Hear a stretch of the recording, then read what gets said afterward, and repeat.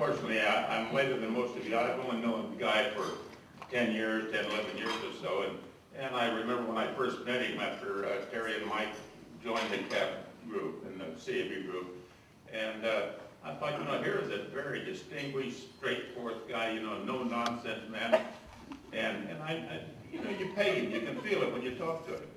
And then I got hearing stories that maybe he had a couple jokes to read, but I had no part of that until Terry bought a new house, and Guy and Dottie gave him the plant, and I was to plant the plant, and then Guy, we were over to his house, and he gives me this special fertilizer for Terry that it makes plants grow extremely fast, and I'm to put this fertilizer on there, and the plant is growing right. This is the one she was talking about a while ago, growing fast. But Guy is sneaking in every day or so and replacing it with a bigger plant. I guess it got to be, this little plant got to be, I hear, 4 feet, because I left. I was not going to be a part of it. I had the fortune of being in Korea a few years ago for CAB, and Guy and Dottie were coming in by boat on one of their numerous cruises and pulled into Busan, Korea, and he was going to tour the steel forging plant there, and where I was working for CAB, but he had no idea. Mike and Terry thought, we're going to get Guy.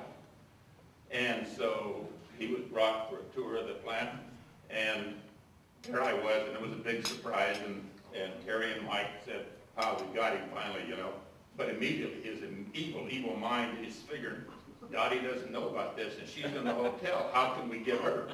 Yeah. So we're staying in the same hotel. We go to the hotel. Guy tells her that this Korean gentleman, Mr. Tom, wants to go to dinner, and Dottie wasn't that particularly happy about it, but okay.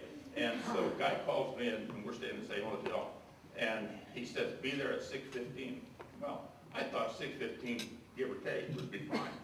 And so I worked my way up there, and it's 6:20, 6:25, 6:30, and a little late, but what day? And I knock on the door, and it's a big thing. Dottie opens the door, and she's surprised. Mr. Tom turns to be me, and it's a lot of fun. But Guy apparently had told her that he had to go to the bathroom because he wants her to open the door. So he goes in there, so she's going to open the door at 6:15. 15 minutes later, he's still in there. I think Dottie's worried that he's got a problem. But it worked out. It was great. It was great. I lucked out, and Guy and I went to India tiger hunting, and with the camera. And we went to India, to Delhi, and met Parth and Ivan there, and the 4 of us were going to have this tiger hunt while we were there, 8, 10 days, something like that.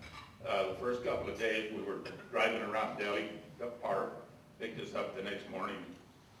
Driving around Delhi, it's a great thing, except that they had a real problem. They drove on the wrong side of the road, and if there was a vacant spot, it didn't matter which way you were going, you got in there. And everybody blew their horn, but it's not like like they were a mad horn around here. It's just, here I am, get out of my way. And the interesting thing about it was, and I really appreciated this, Guy, the next morning, the first morning there, Guy says, Tom, you've never been to India before. You sat in the front seat. And he and Ivan was sitting in the back. Well, I thought that's pretty nice. And I'm driving, but everything was coming straight for you on the wrong side of the road. And we were around India for a couple of days, and one day there, Parth pulled up to a stop sign and stopped, and we stepped there and then went on like you do with a stop sign. I said, why'd you stop? You haven't stopped for 2 days. And he said, well, he pointed across the street and there's a police car there. Must have been the only one in India because we never stopped. We headed north to go to the Corbett National Park to see the tigers and to go tiger hunting. And it's about a 6-hour drive. So what, about 6 hours? About a 6-hour drive. And as we're getting 4 or 5 hours out, Guy finally tells me, says, the reason we let you sit in the front seat is because we figured you're a pretty big fella and you'd absorb any head-on collision. That's the way it is with Guy Crain. We got on up to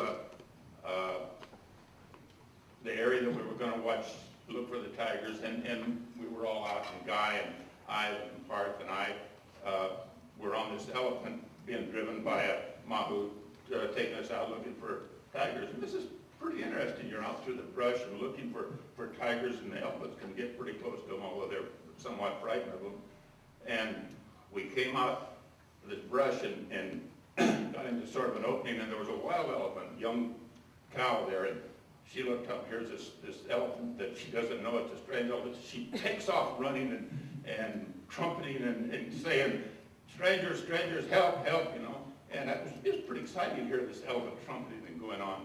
And it was very exciting. And about that time, a big bull elephant comes out of the brush, and he's trumpeting. He's coming after us, coming to her aid. Our mahout is yelling, go, go. It looks like a jockey on an elephant, you know, trying to get us going, get it running. Parth standing up yelling at it.